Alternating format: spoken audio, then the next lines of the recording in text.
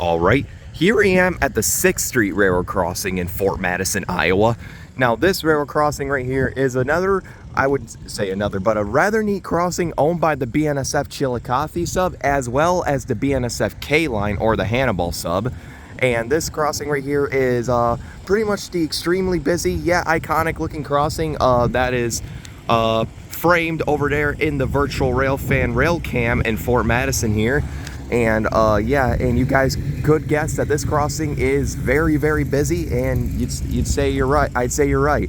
Gets about like at least 75 to 80 trains per day. It's pretty crazy. But other than those facts, I figured I'd tour this because this features some rather neat equipment too, and some rather neat scenery around pretty much too, because you got the Mississippi River over there, and overall some neat scenery.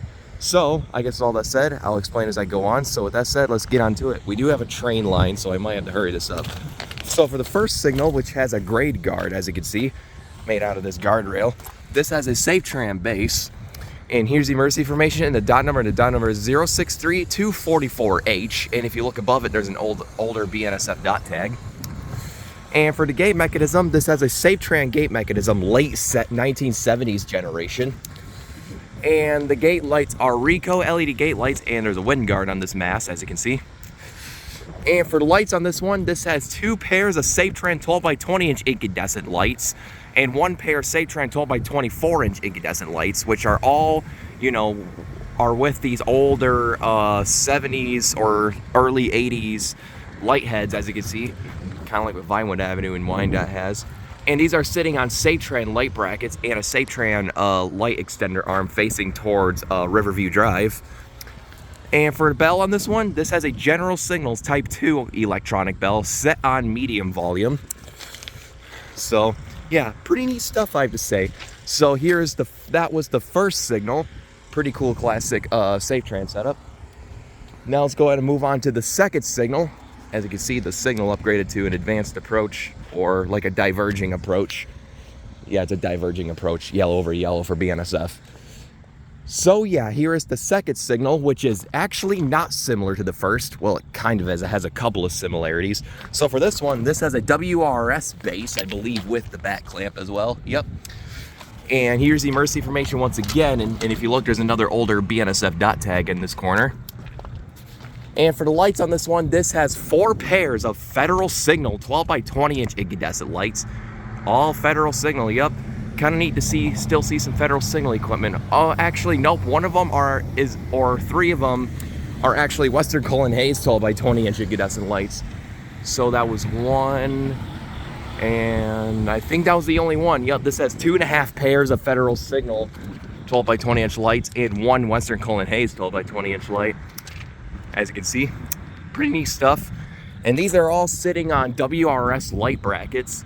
Yep, there's a WRS light bracket and a WRS light extender arm as well. And I believe that top pair facing towards Avenue H or US 6 are, yep, it's WRS. I just want to double check. And for the gate mechanism on this one, this has a us&s Model 95 gate mechanism. As you can see, might have replaced a different one in the past. And the gate features some more Rico LED gate lights and a wind guard on the mast. And these are the older generation Rico gate lights. And as you can see, once again, this gate mechanism has the V mount on it, which is cool. Typical to see on BNSF lines like this one. And for a bell, this has a General Signals Type 2 electronic bell. Oh, be right back. We got a train. Oh yeah, real quick before I continue, here's what the railroad crossing looks like when it's activated.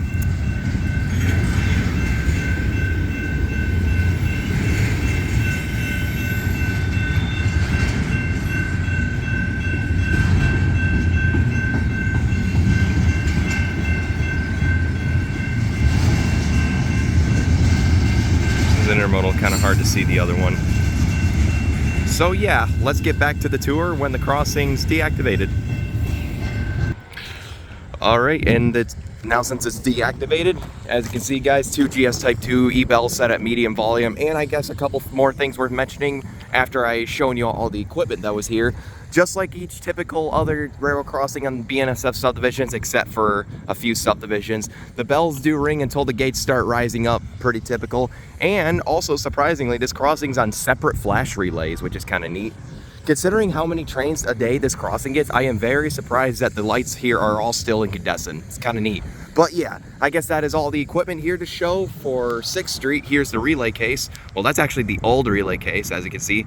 That's the old one there, and this is the new one right here, sitting at milepost 232.7 on the Chillicothe.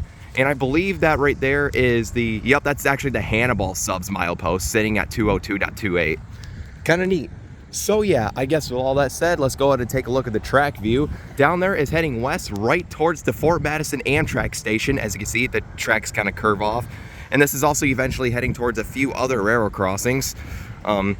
Don't forget, I forgot what the names are. And you can see where the Hannibal sub kind of diverges off and it heads to a railroad crossing that goes across the station, I believe.